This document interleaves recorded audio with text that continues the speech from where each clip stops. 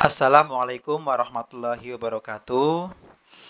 Selamat pagi, selamat siang, teman-teman semua. Di sini saya ingin mempraktikkan bagaimana cara menyusun RHK, rencana hasil kerja pada penilaian kinerja di PMM. Perlu kita ketahui bersama bahwa sekarang sudah tidak ada PAK, jadi tidak ada lagi tim PAK di kabupaten atau kota, melainkan seorang guru itu nantinya akan dinilai langsung oleh atasan, yaitu kepala sekolah. Begitu. Langsung saja, Bapak Ibu, kita di Google ketikkan saja PMM. Kemudian kita pilih yang paling atas, platform Merdeka Mengajar Kementerian Pendidikan. Ya, di sini saya langsung masuk karena tadi sudah login ya. Kalau belum login, nanti akan muncul seperti ini. Ketika muncul seperti ini, kita klik yang buka PMM. Ya, sudah seperti ini, kita masuk menggunakan email. Nah, email mana yang kita punyai, maka kita klik. Ya. Nanti akan diminta memasukkan password. Ya, password untuk login ke PMM Bapak Ibu semua. Tapi di sini tadi saya sudah login, jadi sudah tidak perlu menginputkan password lagi. Inilah tampilan PMM di laptop Bapak Ibu sekalian. Kemudian kita langsung ke menu pengelolaan kinerja. Kita klik di menu pengelolaan kinerja.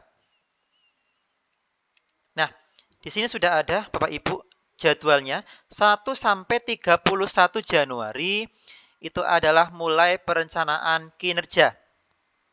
Apa saja di sana? Isi praktik pembelajaran, pengembangan kompetensi, tugas tambahan, dan perilaku kerja. Pastikan perencanaan diajukan sebelum batas waktu, yaitu tanggal 31 Januari 2024. Setelah ini kita klik mulai, Bapak Ibu. Ya, setelah klik mulai akan muncul data untuk mengecek data diri Anda. Di sini ada peringatan keras, Bapak Ibu, peringatan. Pastikan jenjang jabatan sesuai, karena akan mempengaruhi perencanaan kinerja. Saat ini data hanya bisa diedit 1 kali saja. Jadi, betul-betul Bapak Ibu pahami, betul-betul jenjang jabatan ini harus sesuai. Karena kita saat ini hanya bisa mengedit 1 kali saja. Ya. Nama sudah sesuai, alhamdulillah saya sendiri. Jenjang jabatan ini Bapak Ibu ya, penata muda, pangkat golongan penata muda, jenjang jabatannya masih ahli pertama. Oke, karena sudah sesuai. Kalau masih belum, silahkan klik edit ya. Kalau sudah sesuai, silahkan data sudah sesuai. Ya, data sudah benar. Oke, setelah data diri tadi sudah sesuai, akan muncul ke menu perencanaan kinerja, Bapak Ibu. Ya, di sini ada tulisan Januari sampai Juni 2024. Maksudnya adalah ini periode SKP, periode perencanaan kinerja untuk semester 1 yaitu bulan Januari sampai dengan Juni 2024. Di sini yang pertama ada praktik pembelajaran, yang kedua ada pengembangan kompetensi, ketiga tugas tambahan, keempat perilaku kerja, yang kelima adalah rangkuman. Jadi yang kita isi adalah nomor 1, 2, 3, dan 4. Untuk nomor 5 hanya rangkuman dari yang telah kita isi. Pada poin pertama, praktik pembelajaran di sini, Bapak Ibu. Di sini ada indikator untuk menjadi fokus peningkatan kinerja Anda. Ya, di sini ada rekomendasi berdasarkan rapor pendidikan satuan pendidikan Anda versi terakhir. Jadi di sini saya ada 8 rekomendasi berdasarkan rapor pendidikan di sekolah yang saya ampu. Di sini ada berbeda warna. Untuk aktivitas interaktif, instruksi pembelajaran dan instruksi yang adaptif itu berwarna kuning. Ya. Kuning artinya apa Bapak Ibu? Kuning artinya ini masih cukup, ya, masih cukup. Kalau hijau seperti ini berarti sudah baik. Ya, kalau merah berarti masih perlu ditingkatkan kembali, ya, atau kurang begitu ya. Maka kita pilih. Kita pilih. Kalau kita tidak pilih, maka tidak akan bisa untuk melanjutkan ke pengembangan kompetensi. Mana yang akan kita pilih? Aktivitas interaktif, instruksi pembelajaran, atau instruksi yang adaptif. Ya, di sini saya coba memilih yang aktivitas interaktif. Ya, harus diklik Bapak Ibu. Kalau tidak dipilih salah satu, maka tidak bisa lanjut ke pengembangan kompetensi. Ya, untuk lanjut itu klik ke pengembangan kompetensi. Sedangkan untuk menyimpan draft, silakan Bapak Ibu pilih simpan draft. Sehingga nanti ketika Bapak Ibu log out dan login kembali, data yang Bapak Ibu pilih tadi sudah tersimpan di PMM Bapak Ibu sekalian. Di sini kita coba klik ke pengembangan kompetensi. Oke, Bapak Ibu sekalian, di sini ada keterangan berdasarkan Perdirjen GTK nomor 7607 garing B.B1 garing HK.03 garing 2023. Di situ Anda diharapkan memiliki minimal 32 poin per semester. Ya, minimal 32 poin. Kalau kurang itu tidak bisa, Bapak Ibu. Ya. Nilainya nanti tidak sesuai dengan ekspektasi dari atasan, tapi kalau lebih itu lebih baik. Ya. Ini jika kurang mohon mendiskusikan dengan atasan Anda. Apakah ada kendala Bapak Ibu sehingga tidak bisa mencukupi poin 32 itu atau seperti apa? Ya. Jika lebih, ekspektasi atasan akan semakin lebih baik juga. Maka usahakan Bapak Ibu jangan pas 32 poin ya. Kemudian selanjutnya yang ketiga, pilihan rencana hasil kerja RHK memiliki poin yang berbeda berdasarkan tingkat keterlibatan dan dampaknya. Nih, di sini Bapak Ibu total poin kurang 32 poin. Artinya kita belum merencanakan sama sekali RHK-nya. Oke ya Bapak Ibu ya. Nah ini, nanti kita akan merencanakan RHK di sini. Ya. Sebelum ke sini, Bapak Ibu, bagaimana poin-poin ini akan dihitung? Kita bisa klik ini ya Bapak Ibu ya. Bagaimana poin ini dihitung? Oke, Bapak Ibu.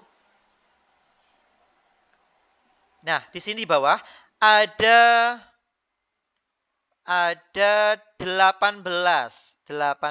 rencana hasil kerja dengan bukti dukung dan poin yang bisa diperoleh jika Bapak Ibu memenuhi atau mengambil RHK tersebut. Ya.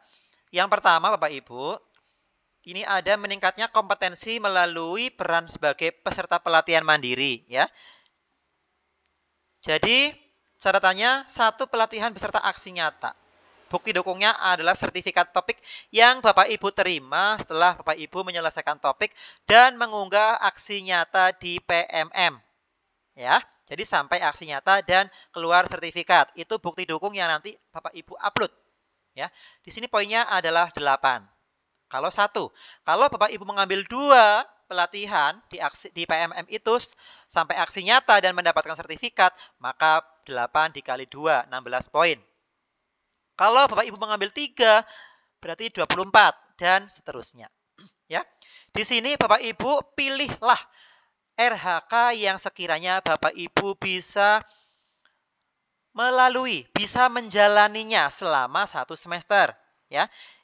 Rekomendasi dari saya, ini pertama mudah ya, karena kita menyelesaikan topik di PMM, kemudian mengunggah aksi nyata sampai dengan mendapatkan sertifikat topiknya. Oke ya. Kemudian Bapak Ibu, biasanya kalau dulu PAK, kita ada diklat 32 jam bersertifikat. Ya. Kemana dia? Nah, di sini masih juga berlaku Bapak Ibu. Nomor 5, meningkatnya kompetensi melalui peran sebagai peserta berbagi praktik baik yang diselenggarakan komunitas belajar. Ya. Ini satu kegiatan berdurasi 2-3 jam. Itunya sertifikat dan ada 4 poin yang bisa Bapak Ibu peroleh ketika Bapak Ibu berbagi praktik baik dari Kombel. Ya.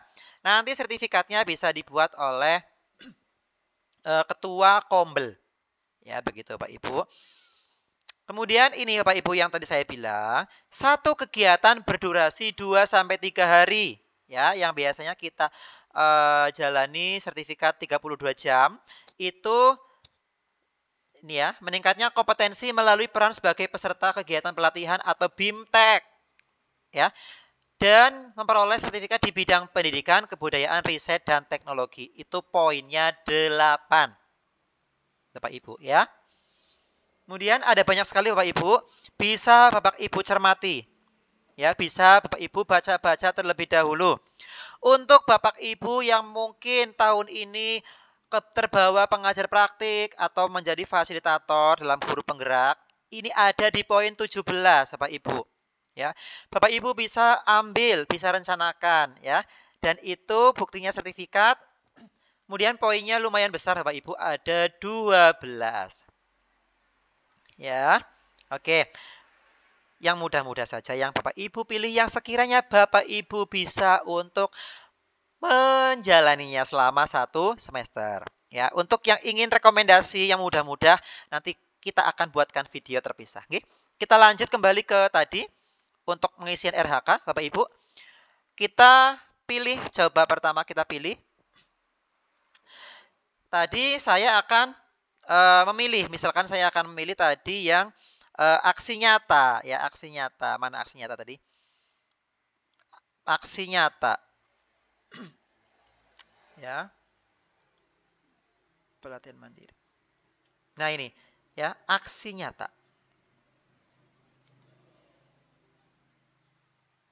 Ya ini tadi mana? Nah ini ya. Mana Bapak Ibu tadi? Oh ini ya. Ini aksi nyata. Kemudian targetnya 1 kegiatan. Di sini bukti dukungannya sudah ada Bapak Ibu. Sertifikat topik yang Bapak Ibu peroleh dari PMM. Oke ya. Kalau 1 kegiatan maka poinnya adalah 8. Kalau saya pilih ya. Ini 1 kegiatan poinnya 8. Kalau saya pilih 2 kegiatan maka otomatis poinnya akan berubah menjadi 16. Ya. Misalkan Bapak Ibu pilih 4 kegiatan atau 4 topik, berarti poinnya sudah 32. Ya. Saya di sini saya pilih 2 saja, 2 saja dulu. Kemudian saya klik tambah Bapak Ibu.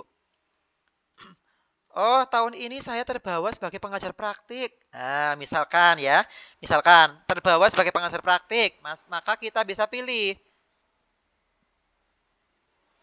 yang sebagai pengajar praktik ini. Nah, 1 kegiatan poin 12. Maka kita lihat di atas. Nah, total poin 28, kurang 4 poin.